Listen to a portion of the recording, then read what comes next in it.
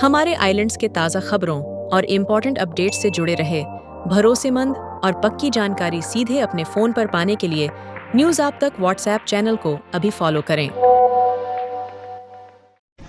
हमारे सहयोगी इस कार्यक्रम का बेबी मैथ्यू और योगेश भाई यहाँ में उपस्थित दोनों जनरल सेक्रेटरी और सभी वाइस प्रेसिडेंट, डिस्ट्रिक्ट कमेटी, मंडल कमेटी, महिला मोर्चा, माइनॉरिटी मोर्चा, ओबीसी मोर्चा और सभी उपस्थित कार्यकर्ता भाई बहनों सभी को मैं स्वागत करता हूं।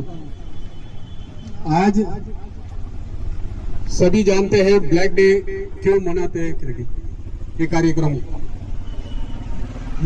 इंदिरा गांधी जी जब प्रधानमंत्री थे तब अपने सत्ता के लिए, सत्ता को बचाने के लिए, सिर्फ और कोई मुद्दा नहीं था, अपना सत्ता को बचाना था, प्राइम मिनिस्टर का सत्ता को। उसके वजह से इमरजेंसी डिक्लेयर करके पूरे देश भर में बड़े बड़े हमारे लीडर सभी को अरेस्ट करवाया था। इस विषय में मैं हमारे अध्यक्ष अनिल तिवारी जी आपको विस्तार से संबोधन करेंगे। हमारे आज के इस कार्यक्रम के संयोजक एन.के. उदय कुमार जी, सह संयोजक योगेश जी एवं सह संयोजक बेबी मैथ्यू जी एवं मेरे सभी कार्यकर्ता भाइयों बहनों एवं पदाधिकारियों, आज का दिन हमारे संविधान में एक ऐसा काला दिन है जिसको लोकतंत्र के ऊपर में एक बहुत बड़ा दाग माना जाता है।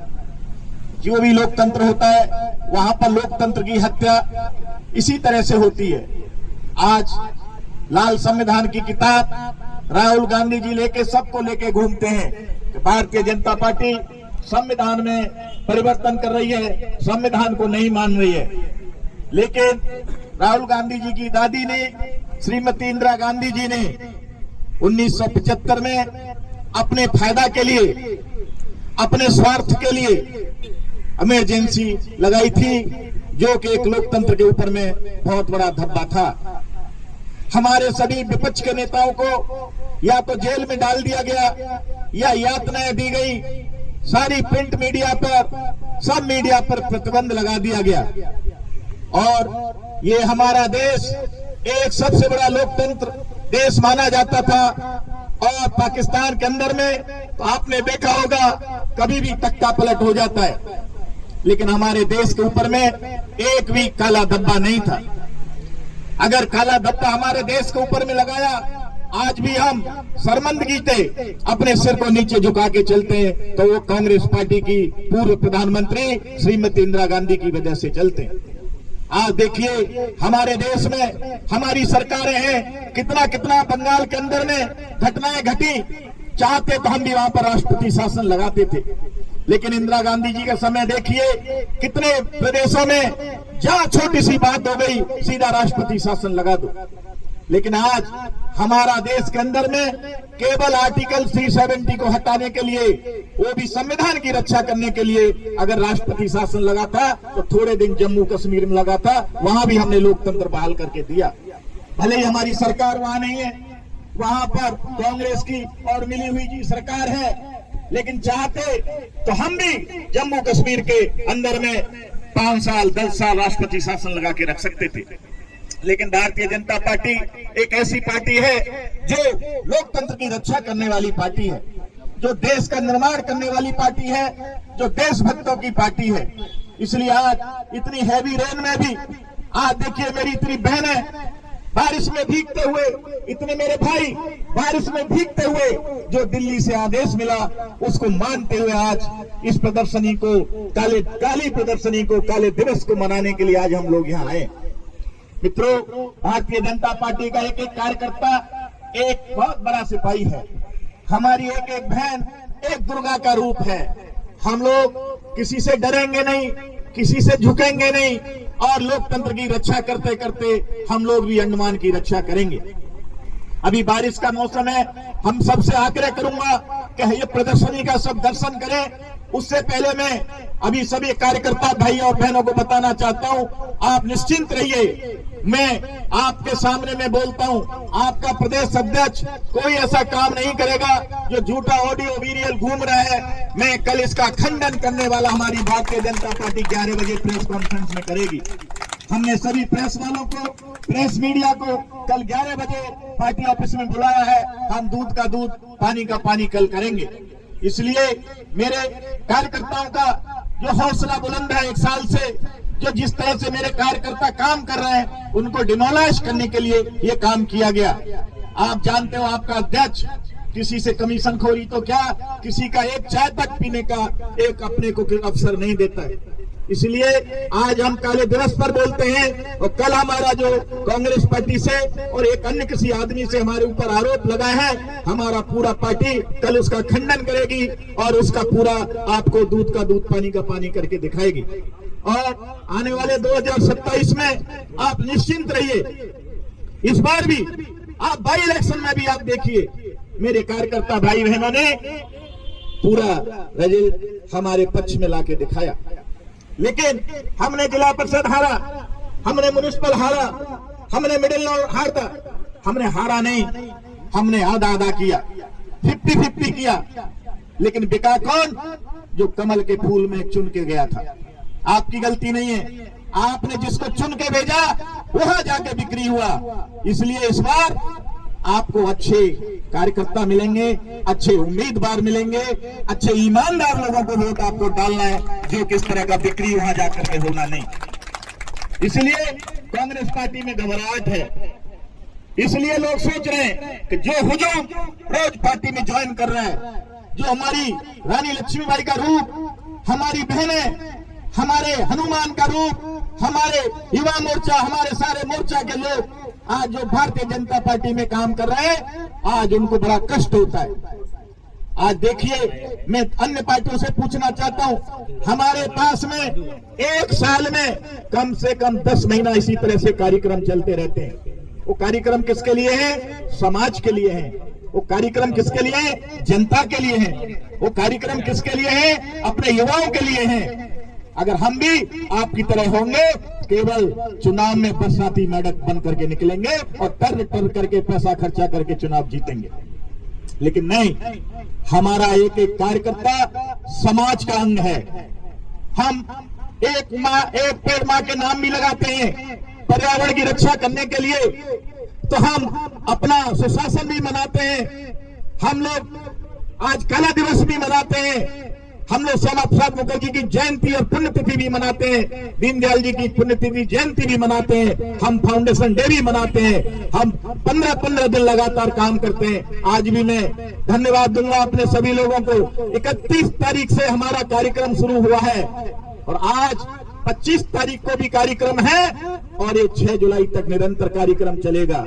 चाहे धूप हो, चाहे बारिश हो, चाहे तपती गर्मी हो, लेकिन आज दिखा दिया आप मेरी बहनों ने, भाइयों ने, मूसलाधार बारिश होने के बाद में भी आप हिले नहीं, आप डिगे नहीं। जो केंद्र से आदेश आया उसका पालन करते हुए आज आप यहाँ पर रुके हुए हैं। मैं इसके लिए आपको दिल से आभार प्रकट करता हूँ और अपने प्रधानमंत्री नरेंद्र मोदी जी को लंबी आयु की कामना देते हुए, क्योंकि आपने सब लोगों ने मिलकर 12 साल बेमिसाल मनाए हैं।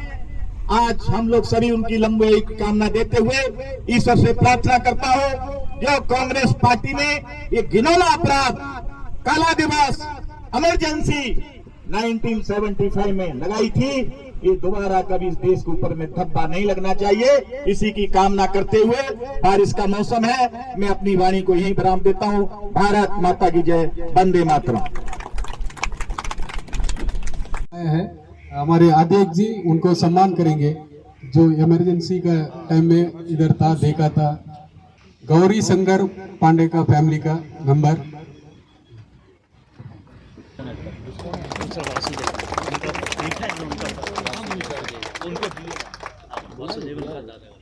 वासु भैया, वासु जी, आइए। साधु राम का पोता इधर, साधु राम का पोता, आइए।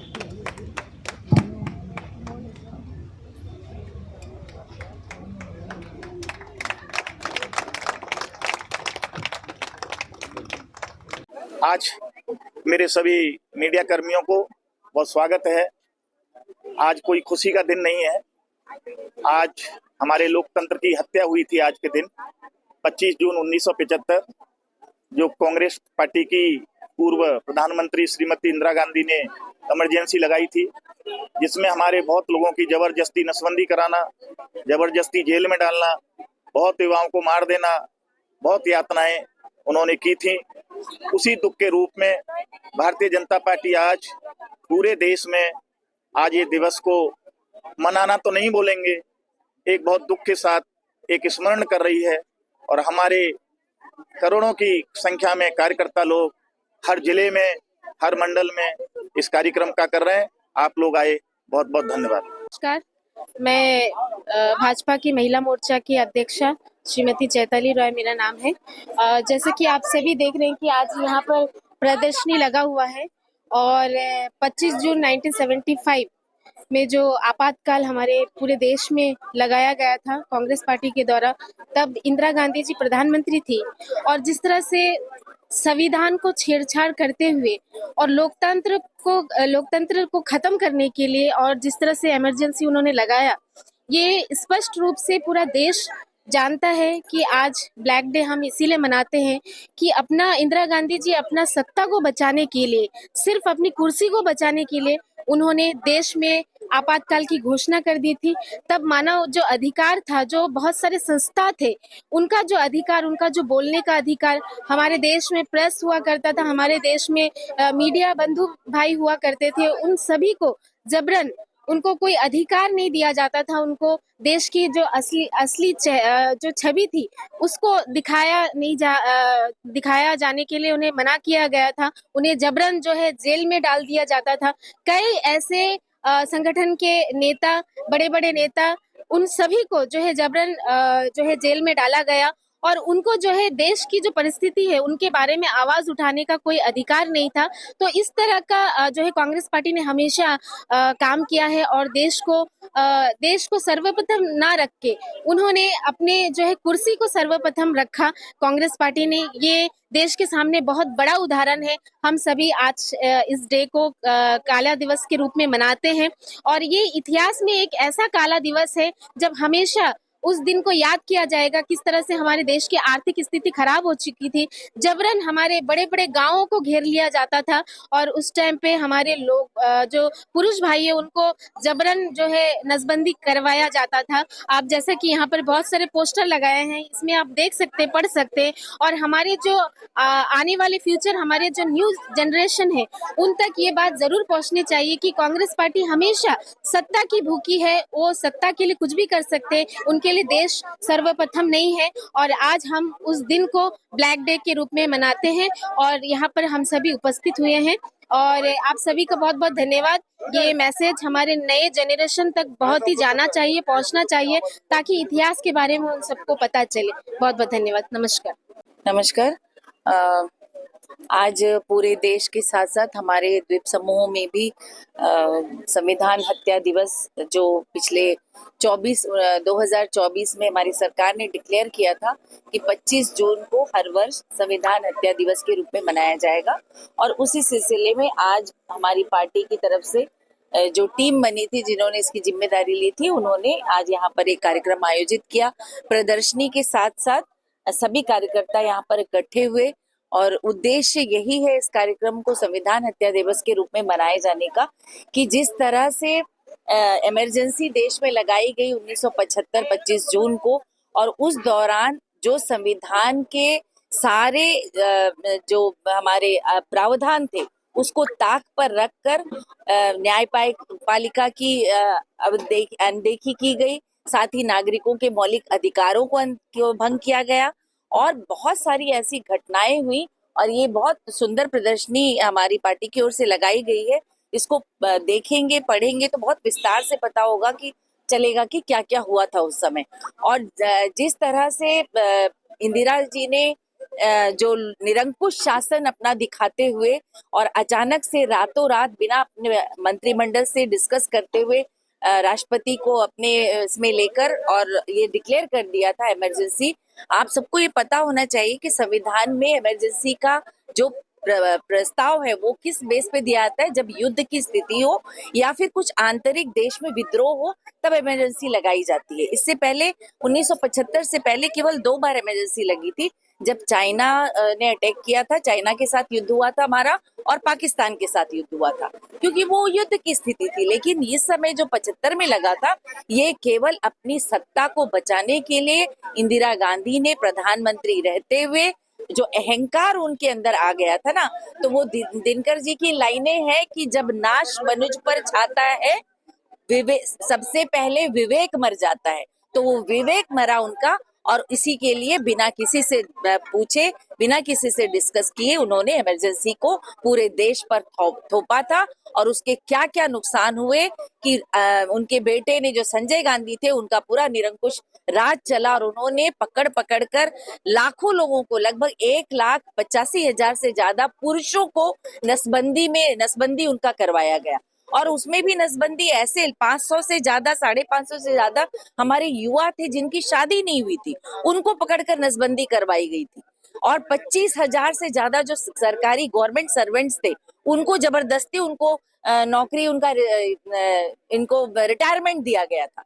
ऐसे मतलब इतना जबरन अधिकारों का हनन कभी भारत के इतिहास में देखा नहीं गया था। इवन ब्रिटिश रूल में भी ऐसी अवहेलना, संविधान जब हमारा लागू हो चुका, और उसमें ऐसी अवहेलना कभी देखी नहीं गई थी। तो ये था इमरजेंसी का, कि फिल्म स्टार हो, समाचार पत्र हो, ऑल इंडिया रेडियो हो, सब पे बैन, सब पे सेंसरशिप, कोई समाचार प्रिंट मीडिया के माध्यम से बाहर नहीं आ सकता था। इवन किशोर कुमार जैसे इतने बड़े गायक कलाकार, उनको संजय गांधी की भरी सभा में, यूथ सम्मेलन चल रहा था, उसमें गाने के लिए बोला गया, उन्होंने मना कर दिया क्योंकि देश में इमरजेंसी लागू हुई थी। और जो देश की स्थिति थी उसे देखते हुए किशोर कुमार जब राजी नहीं हुए, तो उनके गानों को बैन कर दिया गया ऑल इंडिया रेडियो से, और उनकी गाने प्रसारित नहीं होते थे। मूवीज, जो आंधी नाम की एक मूवी आई थी, और वो 1975 में आई, लेकिन उसे रिलीज नहीं किया गया, ये कहकर कि ये इंदिरा जी के जीवन के ऊपर बनी हुई फिल्म है, आम पूरी जनता अगर इस फिल्म को देखेगी तो बहुत कुछ चीजें बाहर आएंगी। और इसी वजह से उस मूवी को रिलीज नहीं किया गया, क्योंकि उस मूवी में ये दिखाया गया था कि एक महिला नेता जब लोगों के बीच में इस तरह की स्थिति पैदा करने के बाद जाती है, तो लोग, उसमें एक गाना फिल्माया गया था, सलाम कीजिए आली जनाब आए हैं, ये 5 सालों का देने हिसाब आए। और ये सारी जो चीजें थी वो मूवी में, उसे देखकर वो डर गई थी और उन्होंने बैन लगा दिया था।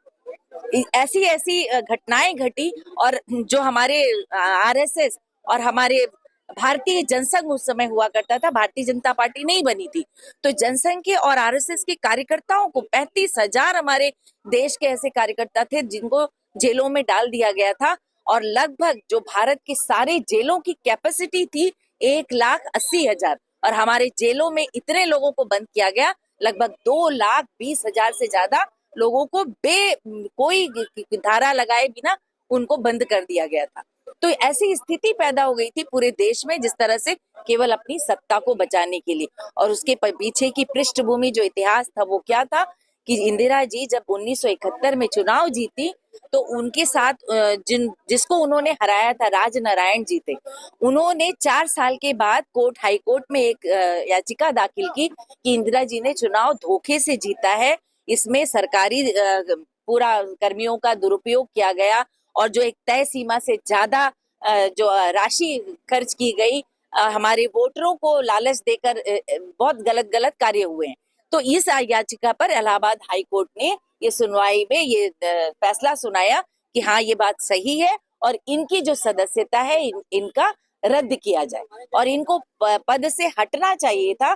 तो इंदिरा जी ने माना नहीं, और वो सुप्रीम कोर्ट गई। सुप्रीम कोर्ट में ने भी ये बात मानी कि इन्होंने जो किया वो गलत किया, इनको किसी भी पार्टी में और किसी भी पद पर रहने का अधिकार नहीं है, लेकिन जब तक चुनाव नहीं होते तब तक वो अपनी सीट को संभाल सकती हैं। और ये जो फैसला आया, इसी का फायदा इंदिरा जी ने सेम डे, जिस दिन फैसला आया उसके वेरी नेक्स्ट डे, रातों रात उन्होंने इमरजेंसी देश में लगा दी थी। और इसी बात के लिए, और उसके बाद संशोधन संविधान में भी अनुच्छेद 38, अनुच्छेद 39, अनुच्छेद 42, इतने सारे संशोधन किए केवल किस लिए कि राष्ट्रपति और प्रधानमंत्री न्यायपालिका के दायरे से बाहर आ जाएं, ताकि ये मनमाने ढंग से जो करना है वो कर सके, और वही उन्होंने किया। बाद में जब उनकी सरकार गई, चुनाव हुए 1977 में और सरकार उनकी चली गई, जाहिर सी बात है कि जनता इतनी त्रस्त हो चुकी थी। आप लोकतंत्र को जिस तरह से उन्होंने धोखा दिया था हमारे नागरिकों को, और उनको हरा दिया गया, जनता ने उन्हें हराया, और तब जाकर धारा 44 अनुच्छेद 44 लाकर ये फिर से संवैधानिक व्यवस्था को ठीक किया गया, जो निरंकुश शासन इंदिरा जी ने लगाया था।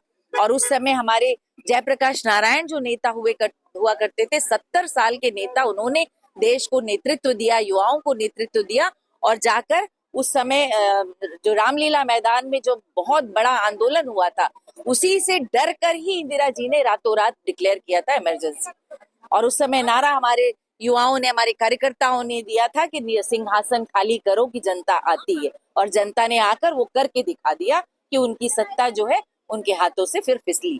तो ये हम अपने हर साल संविधान हत्या दिवस के माध्यम से अपने जो खासकर युवा हैं, जो जेनजी की बात होती है आज, उनको ये हम बताना चाहते हैं कि इसको क्यों संविधान हत्या। लोकतंत्र हमारा जो देश का, पूरे विश्व का एक बहुत ही सुंदर हमारा देश है, लोकतांत्रिक देश, हमारा जो संविधान है वो सबसे महत्वपूर्ण और सबसे बड़े दस्तावेजों में से एक है विश्व के। तो उसको समझना और उसके हिसाब से देश चलता है, तभी ये लोकतांत्रिक व्यवस्था इतनी बड़ी आबादी वाला देश चल पा रहा है। उसका क्या महत्व है उसे समझना हमारे युवाओं के लिए बहुत जरूरी है, कि ऐसी स्थिति कल को फिर से ना आए कि इमरजेंसी जैसी घटनाएं हो और हम उसके खिलाफ आवाज ना उठा सके। तो हमें अपने अधिकारों को जानने के साथ साथ संविधान को भी जानना बहुत जरूरी है। इसीलिए भारत के प्रधानमंत्री ने यह आह्वान किया, मोदी जी ने, कि हर वर्ष हम 25 जून को संविधान हत्या के दिवस के रूप में मनाएंगे। और आज इसी सिलसिले में आज हम भी अपने प्रदेश में इस तरह से प्रदर्शनी के माध्यम से हमने ये जागरूकता एक कार्यक्रम करने का प्रयास किया। धन्यवाद।